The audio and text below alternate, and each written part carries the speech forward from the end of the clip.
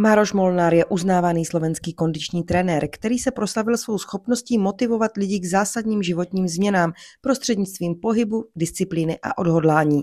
Kromě široké veřejnosti trénuje také vrcholové sportovce a pomáhá jim dosahovat špičkových výkonů. Je autorem bestselleru a zakladatelem úspěšného fitness centra, které inspiruje tisíce lidí ke zdravému životnímu stylu. Obezita je nemoc. Vítám vás u dalšího dílu našeho podcastu Dr. Evžen, který se zabývá obezitou a hubnutím, a dnes mám speciálního hosta, za kterým jsem se vypravil do Bratislavy. Člověk, který je nejenom na Slovensku velmi známý svojí účastí v pořadu Extrémné premeny, tedy ve slovenské verzi, a je takým synonymem pro motivaci, změnu, hubnutí a cvičení, a je to Maroš Molnár. Ahoj, zdravím tě. Ahoj, čau, ďakujem. Já ti moc děkuji za pozvání tady do Bratislavy. Všetko si vybavil v Bratislave. Strašně rád se s tebou potkávám. Mám tu čest, že pracuji v České republice na stejném pořadu jako ty už dlouho tady na Slovensku.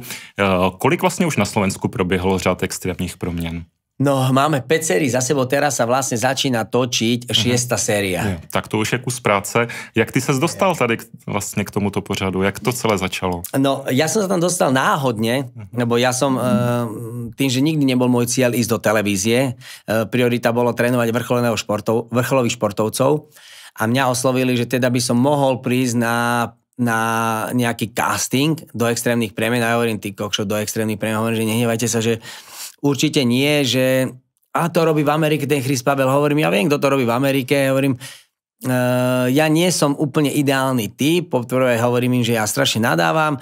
Trénoval som vždy len športovcov vrcholových a nikdy nie obézneho človeka, a neviem, že či úplne mám rád obéznych ľudí. A oni, že nie, bolo by dobre, aj tak, keby ste došli. Tak hovorím, dobre, tak dojdem. Tak som došiel, urobil som prvé kolo, za mesiac aj pol, alebo 2, mi volajú, postúpili ste do finále. Ja hovorím, do finále? Že koľko nás je vo finále? Že 4. Ja hovorím, ty kokšo. Tak tedy už športovec sa ozval, že šport, OK. Dobre, tak hovorím, OK, takže prídem na ďalší teda casting, ale to už idem vyhrať, hovorím, takto ako počuješ, hovorím, idem vyhrať. A ona, že jakže idete vyhrať? Tak nejdem sa zúčastniť, nie? Sú tam 4, to znamená, ja chcem teda vyhrať tento casting. Preto to už idem tam, nie? No ale tak dobre, podarilo sa mi vyhrať a dostal som šancu od televízie Markíza vlastne viesť prvú sériu extrémnych premien. Bolo to úplne pre mňa, že mega nové. To bol, že hodený som bol do vody a že poď frajer ukáž, plávaj.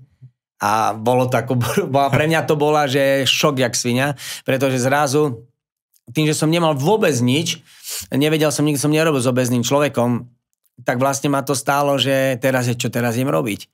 Hovorím, veď to je zodpovednosť. Dostanem 12 ľudí, ktorí sú brutálne obézni, a teraz jak s nimi komunikovať? Čo s nimi robiť? Čo môžem, čo nemôžem? Hovorím, dobre, človek má nejaké intuície, nejaký feeling, že cíti, ale hovorím, že dobre, ale to nestačí. To je, máš 160-180 kilového človeka, to je zodpovednosť. Tak teraz hovorím, že OK, že kto sa vo svete zaoberá obéznymi? Tak som si našiel, že Mayo Clinic v Amerike, že robí. Tak teraz, Mayo Clinic, aké knihy vydala. Teraz som začal študovať články, na čo sa sústrediť. Proste urobil som si taký research a mal som nejaké 3 mesiace do prípravy. 3 mesiace som študoval všetko, čo som mohol nasať, že o obéznych, na čo si dávať pozor, ako pristupovať, čo robiť, ako je dôležitá psychológia. No a hovorím, OK, super. Tak ideme do toho, tak proste musíme schudnúť, to je gól, máme na to rok. A musím tým ľuďom odozdať tedy som mal skoro 20-ročné skúsenosti s vrcholovým športom a trochu som trénoval hobíkov. A hovorím, a nič iné neostáva. A zasa hovorím, že neostáva nič iné, len pre mňa bolo, že keď ten dotyčný schudne na to, čo má, tak to je pre mňa, ako keby získal zlatú medailu. Tak hovorím, tak ideme vyhrávať zlaté medaile. Nič iné nám neostáva. Pěkný příběh. Já mám za sebou možná taky něco trošičku srovnatelného, když vlastně před 20 lety, když jsem se věnoval gastroenterologii, mě oslovili, jestli nechci dělat balóny do žaludku na hubnutí. Tak taky jsem vůbec neměl zkušenosti s obézními pacienty a vůbec jsem ani netušil, jaká to bude změna oproti vlastně běžné práci. A vidím, že si k tomu přistoupil zodpovědně, že si nastudoval literaturu, ale ta praxe je pak úplně jiná.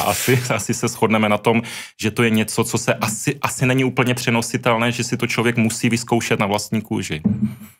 Musí, pretože ja môžem naštudovať, že dotyčný má vždy nejaké trauma z detstva alebo v priebehu života, alebo je brutálne, že lenivý a miluje jedlo, hej, ale vždy to niečo s niečím súvisí. Teraz ty zistíš, že OK, ale ja nechcem, aby on schudol za rok a potom znovu pribral. Ja chcem, aby z toho si vytvoril nejakú radosť a hlavne, aby sa tešil z toho, že ide chudnúť. Nie, že je to nútené, že v televízii a má zodpovednosť pred televíziou. Takže teraz ti prichádzali ľudia, som si ich vyberal do extrémnych premien, nepoznali ma a teraz zrazu ti príde, sme mali v prvej sérii Jana Hodoňa, ktorý mal 285, ti príde. Teraz ty na neho pozeráš a hovorím, 280... Čo idem ja robiť s 285 kilovým? No ale potom začneš robiť, rozmýšľať, začneš cítiť jeho, rozprávaš sa s ním, načítavaš toho človeka, že vlastne aký smutný príbeh žije a tebe sa začnú vynárovať také, jak tie puzzle, keď zrazu sa ti spájajú a že jasne, veď on môže robiť toto v sede, toto stojí, nemôže, tak toto pridáme sem, to ideme do vody a zrazu vytváraš za celý bootcamp úvodný, ho učíš a zrazu si nachádzaš, že všetky pohyby, že čo on môže robiť a ty zrazu zistíš, že on, normálny človek robí, vie urobiť 100 rôznych cvikov alebo 200 a zrazu tento chlapík vie urobiť 20. A ešte niečo, co třeba ostatní by ani nepovažovali za cvičení možná. A čo? Že? Presne, niekto by nepovažoval vôbec za cvičenie. A on robí, že 20 cvikov, dajme tomu pre neho, a teraz vymyslí, že 20 cvikov, aby to nebolo nudné, aby dennodenne cvičil, aby sa mu to neopakovalo, aby sa tam niečo menilo a aby on na konci týždňa pochopil, že toto je cesta, ako môže schudnúť, aby aj tá váha padala a nastavil si ten 3-mesačný, 6-mesačný, 9 a 12-mesačný cieľ. No to bolo pre mňa to bol pre mňa najväčší challenge života, ale ja som si to, prvá séria bola ťažká, druhá bola brutálne ťažká. Tretia bola o niečo ľahšia. A začal som si to užívať 4. a hlavne 5. sériu, lebo za tých 5 sérií si vytvoril svoj vlastný systém, ktorý začal fungovať a v podstate už len doľaďuješ a personalizuješ to k danému obeznému človeku a hľadáš tie spôsoby, jak s nimi komunikovať, jak zistiť, jak ten program nastaviť čo najlepšie na toho obezného človeka. Veľa ľudí si najprv myslí, že ale to oni môžu robiť. Hovorím, môžu. Prečo by nemohli? Neskáčeme. Nelezeme po lane. Veď nezdvíhajú ťažké váhy. Veď pre nich je ťažká váha, že len s vlastnou váhou robí drepy. Keď máš 180 kg, tak robíš vlastnou váhou drepy, tak je to masaker. A teraz človek musí pochopiť, aj tí ľudia, oni ťažko si myslia, že teraz čo všetko sa tam deje, ale človek musí byť kreatívny v tom, že vieš urobiť progresvíku, regresvíku. Hej? Že napríklad vieš, že tento človek má 180 alebo 200 kg, to znamená drep plnohodnotný asi nespraví. Ale podrep, do 120, 130 stupňov do boxu vie urobiť. A vie ho urobiť aj 15-20 opakovaní. A teraz zrazu normálny človek cvičí tempom 2-1-2, hej, 2 sekundy dole alebo 2-0-1, ale proste ide takéto normálne tempo. Ale ja keď chcem, aby on naskočil na niečo, tak som prišiel na to, že vlastne keď má robiť 20 opakovaní, hej, ale ty mu urobíš tempo, že OK, poďme tempom 6 sekúnd. 1, 2, 3, 4, 5, 6 dole. 1 sekunda, len ľahký ťuk a ideš hore. To znamená, že zrazu jedno opakovanie ti trvá 8 sekúnd. Krát 20 je 160 sekúnd. Krát 10 cvikov v jednom kruháku máš 1600 sekúnd. Tak zrazu ty zistíš, že rýchlo to neviem vyrátať, ale je kvázi, že skoro pol hodina. Je pol hodina. A ty zrazu s ním cvičíš takto a on robí tieto cvičenia a zrazu to robí v aerobnom tempe, začína učiť to telo, aby spalovalo tuky, nie cukry, lebo ten pohyb není bum bum, že na cukor, ale tým, že to dlho trvá, tak vlastne ho pomaličky začínaš učiť, aby spaloval. A to je taká hlúposť, ale na to by si neprišiel, keby som na to nevykúmal to za tých 5 rokov tých extrémních premien, hej? Úžasné zkušenosti. A já jsem rád, že to tady říkáš, že krásně vysvětluješ, že si musel opravdu na míru nastavit ty cviky pro ty svoje pacienty. Já třeba teď v Česku momentálně dobíhá první série extrémních proměn a často se setkávám v různých rozhovorech u nějakých ostatních, ať už odborníků nebo pseudoodborníků, kteří rádi hodnotí práci druhých a vyjadřují se o extrémních proměnách a v tom smyslu, že ti pacienti jsou přetěžováni, že prostě tam mají nějaké extrémní cviky a že to je nebezpečné pro jejich zdraví. Takže jsem rád, že tady říkáš, že vlastně, že to je něco, co naopak pro ně není nebezpečné. Je to upravené přesně na míru konkrétnímu stavu každého toho člověka. Áno, aj ten prvý tréning, keď ľudia vidia v tej televízii, že toto je prvý natáčací tréning, kde vlastne ty ako tréner nastavuješ to tak, aby si zistil, čo dokáže, kde sú jeho hranice a či vie prekonať tú prvotnú bolesť, ktorá nastupuje pri tom cvičení. Dobrý tréner vie, že keď ho načítaš, už sa s ním zoznámíš, vybereš, vidíš, jak chodí, jak sa hýbe, či agilnejší, menej agilný, či krýva, nekrýva, jak sa kriví on.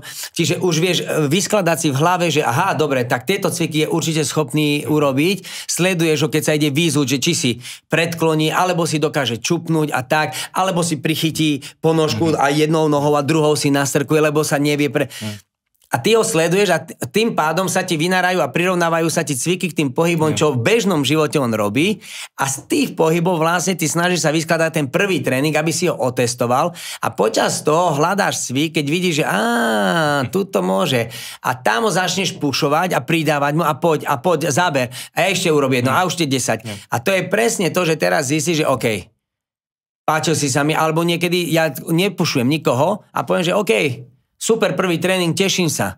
Lebo v danom momente som videl, že nemá rozpoloženie na to, aby išiel za tú čiaru. Ale to ukazujeme, ja chcem len ukázať aj tým prvým tréningom divákom, že motivácia je to najdôležitejšie pri tom chudnutí.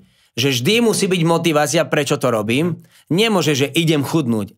A čo, ideš do obchodu? Tak čo, ideš do obchodu? A prídeš do obchodu a len si šiel do obchodu, ideš do obchodu, lebo ideš si kúpiť chleba, mlieko alebo niečo konkrétne. Takisto aj chudneš kvôli niečomu. Či chudneš kvôli rodine, alebo kvôli zdraviu a tak ďalej. A toto všetko ide v ruke v tom chudnutí.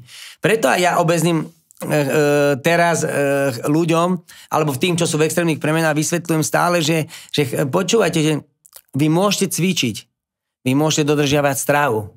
Ale ja jediné, čo chcem od vás počas celého roka, chcem, aby ste boli lojálni voči mne a ja voči vám. To musí fungovať. Chcem, aby ste vedeli naučiť sa tvrdo pracovať. To znamená, že len tvrdá práca vedie k úspechu, skrátky neexistujú. Chcem od vás, aby sme boli priatelia, lebo priatelia si dôverujú a priatelia sa môžu otvorene rozprávať. A tým pádom si vytvárame ten 12 mesiacov nejaký vzťah, ktorý končí síce na konci roka nejakým víťazstvom, ale je to rok strávený spolu, tak si ho urobme príjemný. A hovorím, a ďalej sa učte a hľadajte riešenia, aby ste mali entuziazmus pred každým tým pondiatým cvičením alebo nákupom, aby ste všetko robili a varili si s láskou. Lebo keď si to nebudete robiť s láskou, nebudete cvičiť s láskou, nebudete sa tešiť z toho, čo robíte, nebudete sa tešiť z tej cesty, ktorá vedie k tomu výsledku, tak si to neužijete a hlavne na konci toho roku to nebude trvácne a bude trvať len možno pár týždňov, mesiacov, aby ste sa pomaličky začali vrácať. A to ja hovorím, to ja nechcem. Pre mňa je neúspech, keď vy o rok sa stretneme a budeš opäť obezný. Ty jsi mi už odpověděl na jednu z dalších otázek. Aha, prepáč, keď sa rozbehne, vieš, ako ja už idem. Kterou jsem měl nachystanou, ale to se mi právě líbí. Chtěl jsem se pýtat, co je tím klíčem právě k tomu, aby člověk udělal dlouhodobou změnu, a ty si to nádherně teďka popsal. Je vidět, že si úžasně pochopil vlastně tu mentalitu lidí, kteří trpí tou diagnózou, o které sa tady bavíme. Áno, ale nie je to ľahké a ja som sa to učil. Jo. To ako človek si povie, že ale dobre, že pán Molnár, vy ste koľko ľudí, že vy ste ale že áno, možno na jednej strane, možno človek tým, že bol športovec a zažil si počas tej kariéry veľké množstvo pádov a nedosiahol si ten stupeň vrcholového športovca, tak si sa naučil vcítiť do tých zlyhaní a vie, že len u športovca je strašne ťažko, keď na niečo sa chystáš zlyháš a teraz ty sa musíš nabrať silu a dáme tomu, prichádza zimný šampión a znovu sa priprav. Znovu sa niečo poserie a znovu. A toto robíš z roka na rok ďalej a ďalej a ďalej. A to je neuveriteľné zlyhanie. Vy ste mali, ja tak obdivujem v tomto vašich dvoch športovcov, keď odkočím od neho, je Emil Zátopek a Jarmila Kratochvílová. Ktorá výsledky, všetci hovoria Kratochvílová, ale hovorím, že ale ona dosiahla, sa mi zdá, že výsledky po 17 rokoch tvrdej driny. A tie tréningy to nebol med lízať. Či je hoci ako, čo je za tým je len tvrdá drina. Bez tvrdej driny by to nikto nedokázal. A to isté je aj o chudnutí. Každý si vytvára nejaký návyk. A ja hovorím, že návyk, pokiaľ sa stane súčasťou tvojej vlastnej identity, je trvalý návyk. A potom hodím prirovnanie tým ľuďom. To je presne to isté, že keď si ráno idete na veľkú toaletu, nemusíte rozmýšľať, že či si idete utrieť riť alebo nejdete. Utriete si ju. A to je návyk. My sme ľudia, ktorí sú založení na návykoch. Lebo ty, keď ideš do roboty, nie?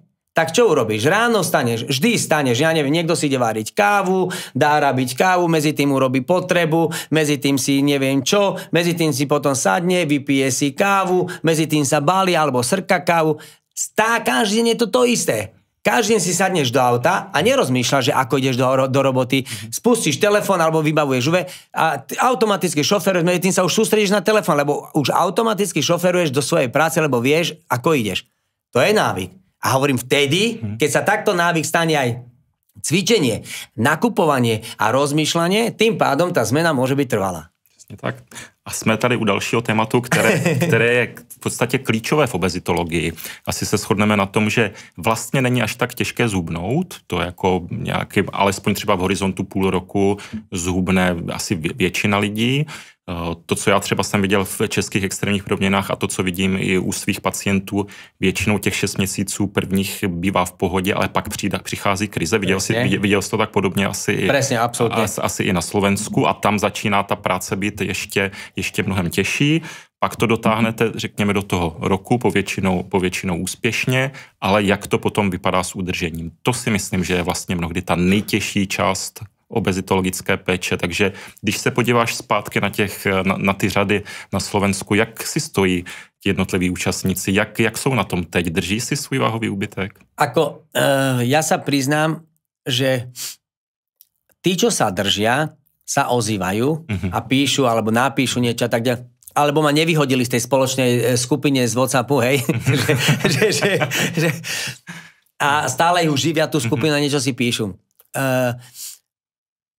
Tým, že každý rok ja som človek, ktorý sa snaží všetko, čo robí naplno a chcem to dosiahnuť alebo dotiahnuť, hovorím, že k dokonalosti, hej?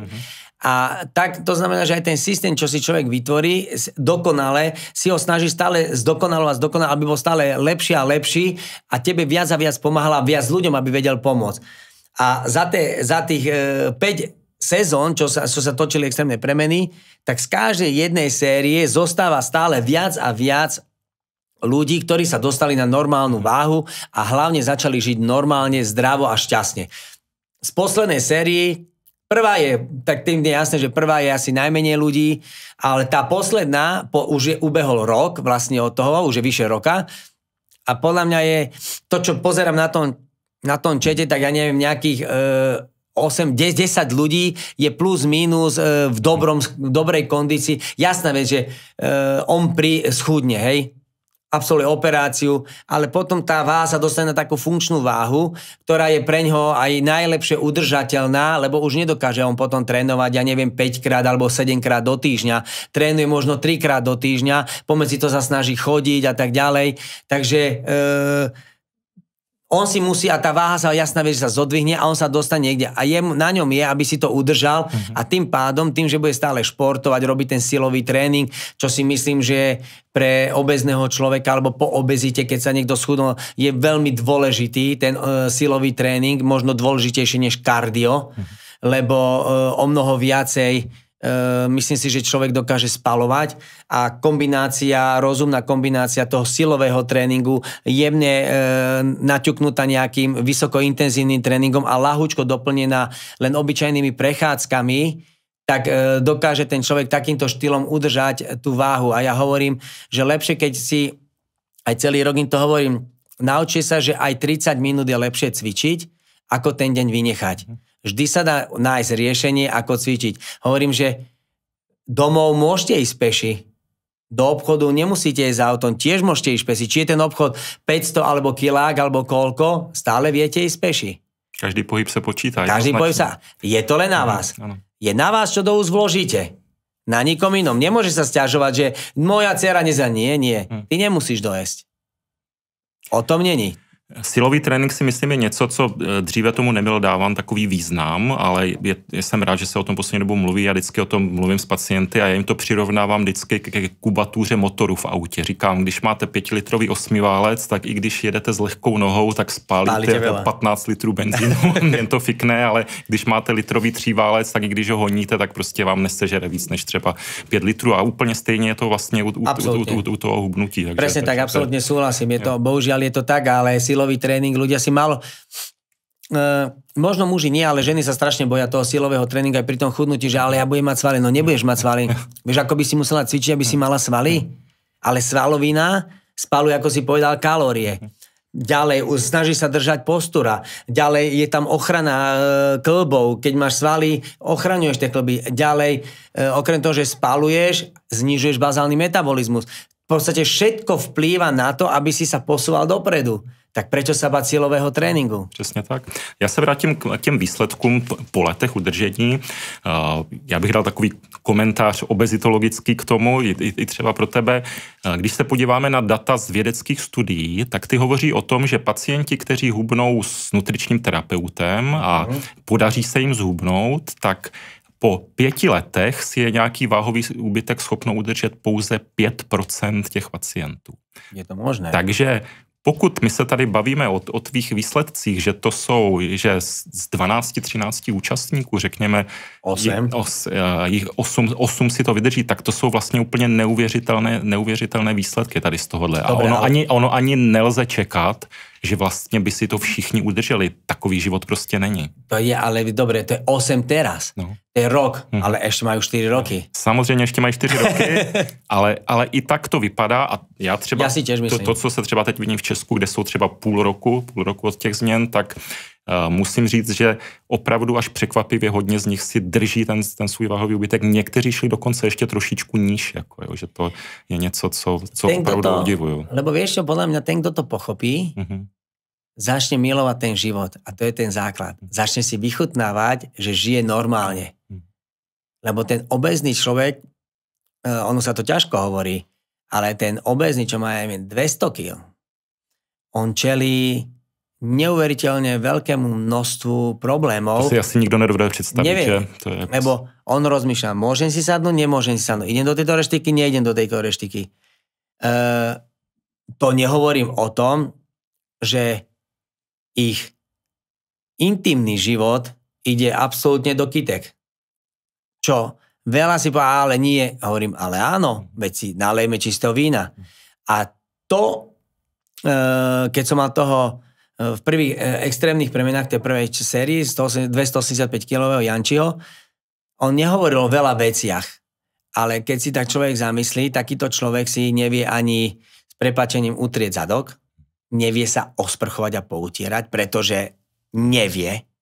To znamená, že títo extrémne obézni ľudia sú odkázaní na druhú pomoc, ak majú náku, ináč je to úplne že žalostné a vôbec nežijú.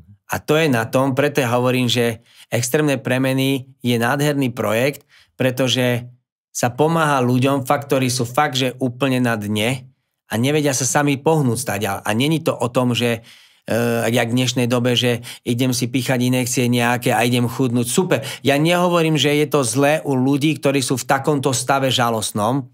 Na to, aby vôbec začal sa nejako hýbať, že si pomôže na predpis doktora nejaké tie injekcie, aby tá váha sa rozpohybovala, ale musí to byť s tým, aby sa ten človek učil, aké množstvo má jesť, že pohyb je súčasťou celého tohto procesu.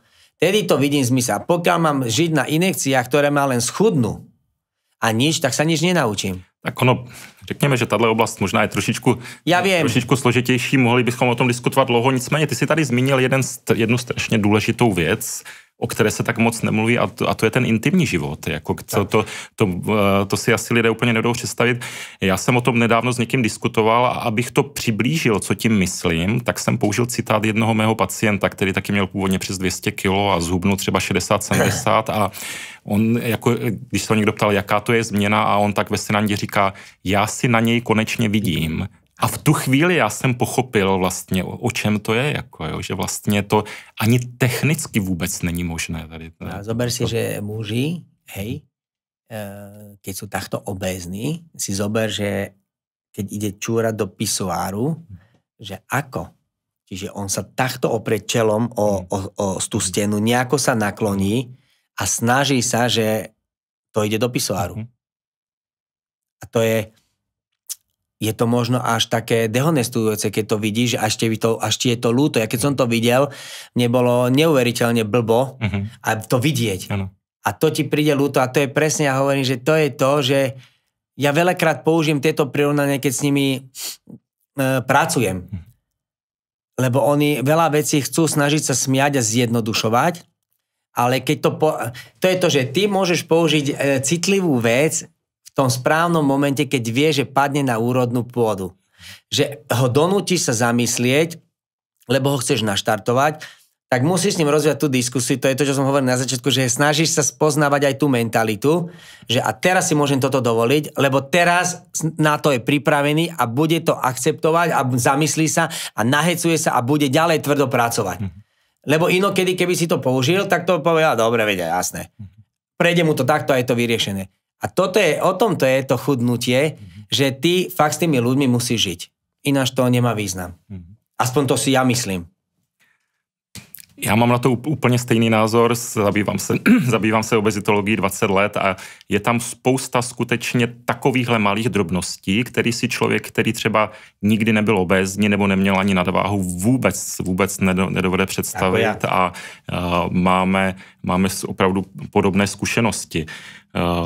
Když by si měl nějak shrnout, co ty ses naučil díky extrémním proměnám, co tě tak nějak lidsky změnilo, co bylo pro tebe jakoby ta tvoje největší změna? Najväčšia zmena bola, že naučiť sa milovať ľudí takých, akí sú. To bolo pre mňa, ja som ich miloval, ale nikdy som sa nezapodieval obeznými ľuďmi. A teraz vlastne ty si našiel ten spôsob, že vlastne ja som ich ani neriešil, ani nemiloval, neviem, neriešil som ich. A teraz som sa naučil, že ich vlastne musíš brať takých, akých sú a naučiť sa s nimi komunikovať a chceš dosiahnuť nejaký výsledok. Je to veľmi ťažké, nie je to ľahké, ani mne sa to nie vždy darí. Nehovorím, že mi to ide super, ale snažím sa každý rok posúvať a učiť a vzdelávať a posúvať si to, aby som naučil sa aj vďaka študovania nejakej tej psychológie a ako s tými ľuďmi komunikovať. Čiže jedna vec mi naučila, že učí ma to stále komunikovať a stále ťa to učí neuveriteľnej pokore. Lebo ty môžeš schudnúť jednu sériu, druhú sériu, ty môžeš pomôcť tam, môžeš hento, môže ti stupnúť sláva, ale potom ti prídu zasa ďalší ľudia a ty si zasa oproti ním takýto maličký a zasa máš hlavu takúto a zasa musíš naštartovať mozog a znovu rozmýšľať, ako im pomôcť. Čiže tá pokora je ďalšia vec, ktorá ťa naučila, že človek musí byť stále pokorný. Stále si musí vážiť tú robotu, stále si musí vážiť toho človeka, či je obézny alebo neobézny, či má nohu alebo nemá, proste stále je to ľudská bytosť a človek, keď nechce pomôcť, musí mu dať kus seba. Preto ten projekt je strašne náročný. A toto, veľakrát ťa to stojí, že domov prídeš absolútne, že je vyčerpaný a tvoji blízky ti povedia, že na nich sa rieš, ale to není tak, len si proste unavený z toho všetkého, čo je normálne. A toto mi dalo extrémne premeny. No, akože naučili ma, že vždy sa dá kde posunúť. Že netreba lámať, netreba házať flintu do žita hneď na začiatku, lebo vyhodiť alebo odsúdiť každého je veľmi jednoducho. Ale pomôcť každému, to už je o mnoho zložitejšia záležitosť. Tak krásné konstatování na závěr. Já bych to zhrnul do té pokory a tvrdé práce. Maroši, já ti děkuju nejenom za rozhovor, jsi inspirací pro spousta lidí a i pro mě. Sám od tebe čerpám spousta zajímavých zkušeností, budu se těšit na nějaké případné další setkání a moc ti děkuju. Ďakujem za pozvanie. A já se loučím naším rčením Obezita je nemoc. Nashledanou.